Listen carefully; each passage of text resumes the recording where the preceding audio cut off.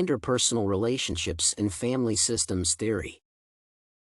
An interpersonal relationship is a close, powerful, or profound association between two or more people who share similar beliefs or objectives. Interpersonal relationships are inherently dynamic and a source of security for most people. The family is an example of an interpersonal relationship that I am currently in, consisting of interrelations with immediate relatives. Communication experts argue that families are characterized predominantly by their interactions rather than biological ties or traditions. There are varying degrees of connection between siblings, parents, and extended members making up this institution. Fundamentally, there are established norms for how children should interact with their elders and peers. Every relationship has standards and rules, thereby setting boundaries for the interplay. Sibling positions are among the family relationships, a strife faced by members. For example, the eldest child is expected to assume certain responsibilities and achieve success. In contrast, the younger ones are content to rely on their older siblings for virtually everything, including making simple life decisions. However, from what I have experienced, these characteristics are ineffective in the modern world. At some point, as a younger man, I could ascend to a leadership position in the family. I have realized that gender and birth order do not determine one's identity in life. The second challenge that affects children in a family is couple conflict caused by the permission to disagree, justifying actions such as avoiding one's partner without feeling guilty. The tension between the parents may cause anxiety in a child, and the child may be mistakenly identified as the problem-causing party. Fortunately, I have not undergone such disagreement or dispute in my household. Interpersonal communication is an information exchange between two or more people.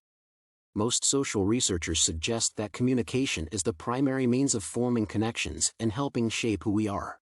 Several theories, concepts, and skills have been implemented to resolve the problem of family conflict.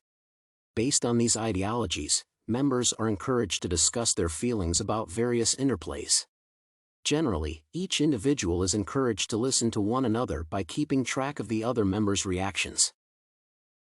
Family systems theory, FST, can best describe the relationships in most households. Every home has its distinct interaction and communication style.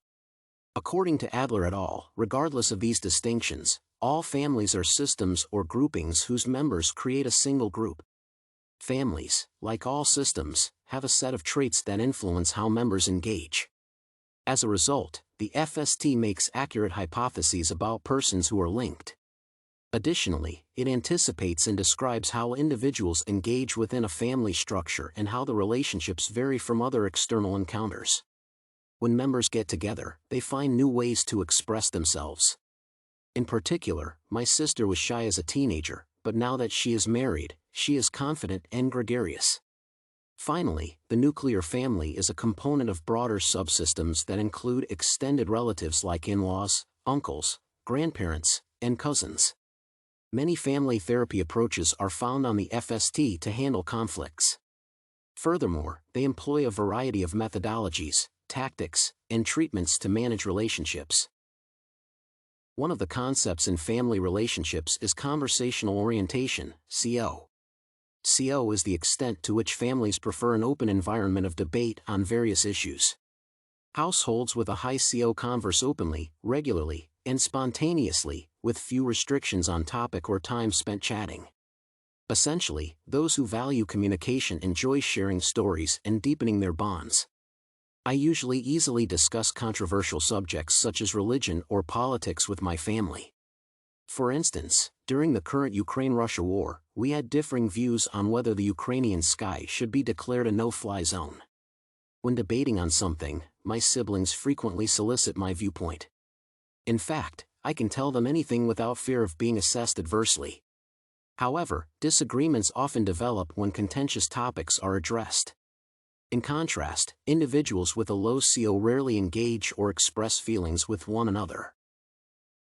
One of the highlighted crucial skills for family relationships is interpersonal. According to Adler et al., dialogue is beneficial in households, and children growing up in such settings have a more comprehensive range of interpersonal abilities in their future interactions. Conflict often arises in families due to rebellion, especially during developmental stages like adolescence. Parents find it challenging to interact with their children with the "leave me alone" perspective. Families with a high level of flexibility are the most effective in navigating this challenging phase. For instance, when I became a teenager, my mother altered the types of discipline and responsibilities assigned to me. Establishing norms and obligations, reducing judgment during periods of curiosity, prioritizing care amid tension, and fostering accountability are all helpful strategies. The competencies can allow caregivers to engage, converse, and work with teens effectively. Generally, compassion, active listening, and emotional maturity are examples of talents that can be applied to avoid disputes.